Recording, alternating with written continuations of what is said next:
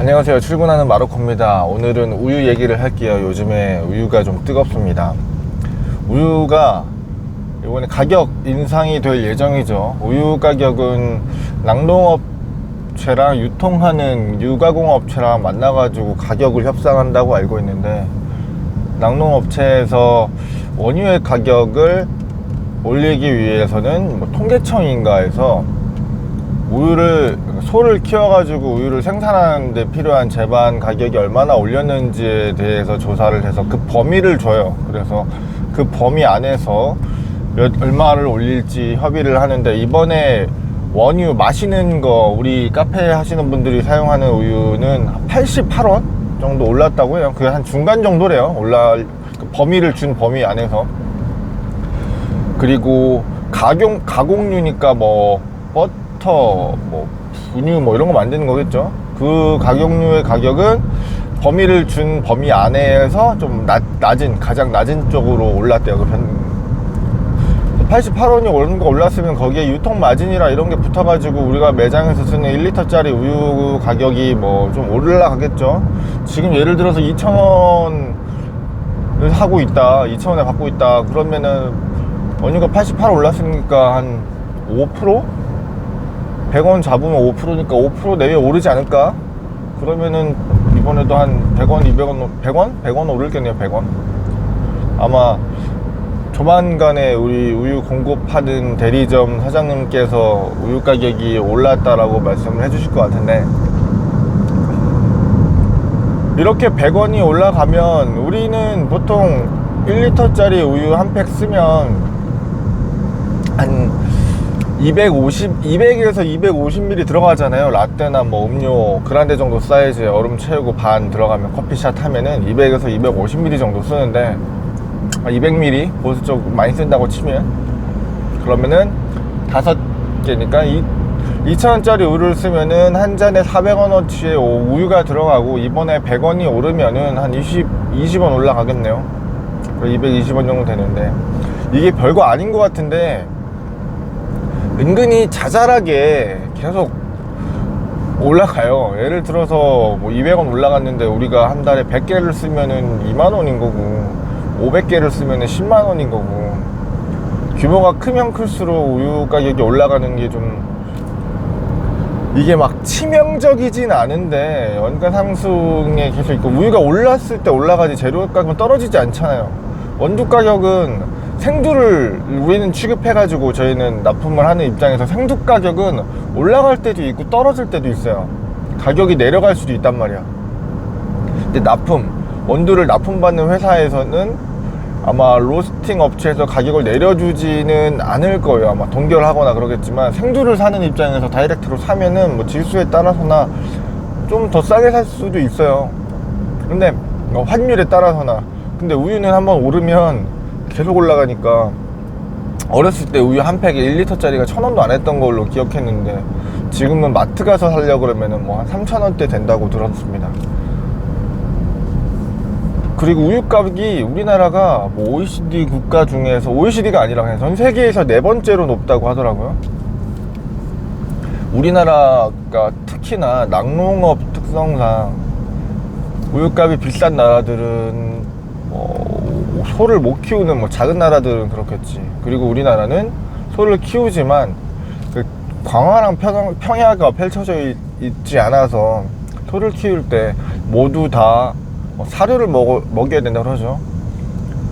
근데 우유가 많이 나는 폴란드, 프랑스 이런 호주나 이런 데들은 아무래도 그냥 풀 뜯어 먹이면 되니까 자리 옮겨 다니면서 먹이면 돼서 사료값이 좀 적게 들고 키우는데 비용이 적으니까 우리나라보다 우유가 저렴할 거고, 우리나라는 사료도 수입을 한다고 하니까 우유를 생산하는데 어려움이 있고, 그리고 우유는 생산량을 마음대로 조절할 수가 없어요. 많이 필요하다 그래서 올해 좀 우유 원유가 부족한 것 같네 싶어서 많이 만들려고 해서 딱 많이 만드는 것도 아니고, 암소가 임신해서 우유를 생산해낼 수 있는 게 정해져 있어서, 지금 많이 늘린다고 해서 수량이 바로 늘어나는 것도 아니고, 줄인다고 해서 줄일 수가 없는 게 이미 나올 양이 정해져 있기 때문에 그 물량에 맞춰야 돼요.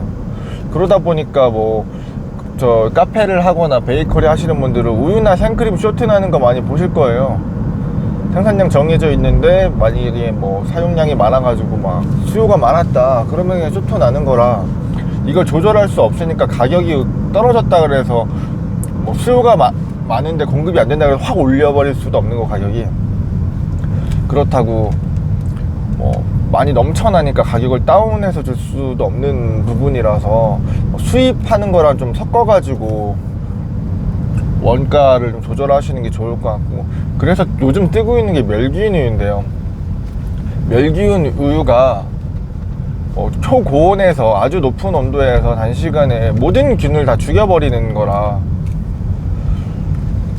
뭐 영양가가 없지 않냐라고 생각할 수 있는데, 영양 측면에서는 큰 차이가 없대요. 근데 맛은 확실히 좀 차이가 나요. 근데 멸균 우유랑 그냥 일반 우유는 한 7일에서 10일 정도 유통기한, 그러니까 착유를 해가지고 간단한 가공, 지방만 분리해서 정제해가지고 담았기 때문에 좀 신선한 맛이 있고, 우리가 어렸을 때부터 먹었던 게 일반 우유고, 멸균 우유는 네모난 직사각형 사각백에 있는 건데, 요거는 모든 균을 다 죽여버렸기 때문에 이 안에서 균들이 상할 일이 없어요. 그래서 유통이 굉장히 길어요. 저는 이게 유통이 길어서 가격이 저렴하다라고 생각을 하는데, 사각팩으로 해서 뭐 한 달, 두 달, 한 10주까지도 가능하고요. 외국에서 만들어진 것들은 우리나라로 배 타고 들어와 가지고 판매가 되고 있으니까 냉장 보관을 안 해도 되고, 물론 먹기 전에 뜯으면은 냉장 보관을 해야 되지만, 그러다 보니까 뭐 한 1,600원? 1,700원, 폴란드 거는 이렇게 저렴하게 나온 것들이 많더라고요. 우리나라에서 멸균우유 매일 서울에서도 만들기는 하지만 요즘에 유럽에서 넘어온 멸균우유들이 굉장히 싸요. 근데 맛을 비교해서 먹어보면 밍밍할 거라고 하는데, 사실 밍밍한 느낌보다 저는 좀 파우더를 섞어서 만든 분유 같은 느낌들이 좀 있었고, 그래서 우리가 이 비싼 우유, 지금 우유 가격이 계속 올라가는데 멸균 우유를 한번 볼 필요가 있다. 근데 걱정을 하는 게 있어요. 이게 관세가 2025년에서 2026년쯤 되면 지금 붙어있는 수입 우유에 대한 관세도 폐지가 된대요. 그럼 가격이 한 10% 정도 더 떨어진대요. 그러면 우리는 뭐 빵을 만들거나 음료 만드는 사람들이나 사업하시는 분들, 그러니까 신선유를 그냥 7일에서 10일에서 10일 정도 유통기한이 된 우유를 쓸 것이냐, 한 달짜리 멸균 우유를 쓸 것이냐 하면, 사업하실 입장에서는 당연히 오래 사용할 수 있고 가격도 저렴한 걸 쓰는 게 맞잖아요. 그래서 이 맛을 구분할 수 있고 소비자가 차이가 많이 나서 절대로 신선우유만 써야 된다라고 생각을 하는 업장이라면 모르겠는데, 그게 아니라면 지금도 뭐 오피스 같은 데 가면은 멸균우유 쓰시는 분들 꽤 있거든요. 그래서 멸균우유를 테스트를 한 번쯤 해볼 필요가 있다라고 생각을 해요. 뭐 카페를 하시는 분들이나 베이커리 하시는 분들은 신선유, 그리고 카페에서 블렌드 베리에이션 음료들이 많잖아요. 꼭 라떼만 아니라, 라떼는 우유의 영향을 받을 수 있다, 민감하게 느껴질 수 있다 하시는 분들은 초코가 들어가거나 녹차, 딸기 뭐 이런 것들은 멸균우유로 하면은 꽤나 잘 어울리는 우유들도 있어요. 그 멸균우유가 느낌이 가벼운 것 같지만 아까 제가 얘기했던 것처럼 좀 파우더를 섞은 같은 분유 같은 맛이 나는 부분도 좀 있어서, 저 같은 경우는 예전에 거기다가 좀 전지분유를 좀 섞어서 음료를 만들기도 했었는데, 조금 더 질감을 진하게 만들어 주려고, 농축된 맛을 주려고 그렇게도 했었는데, 영양 측면에서 큰 차이가 없고 유통이 편리하고 맛이 내가 뭐 타협할 수준이라면 멸균우유 한번, 라떼나 카푸치노 이런 커피에 좀 집중된 우유, 내가 이게 맛이 흔들리겠다라고 하는 거는 빼고 초코우유, 녹차우유, 뭐 밀크티라든지 이런 것들은 그에 잘 맞는 멸균우유를 찾아보는 것도 경쟁력이 있다라고 볼 수 있겠습니다.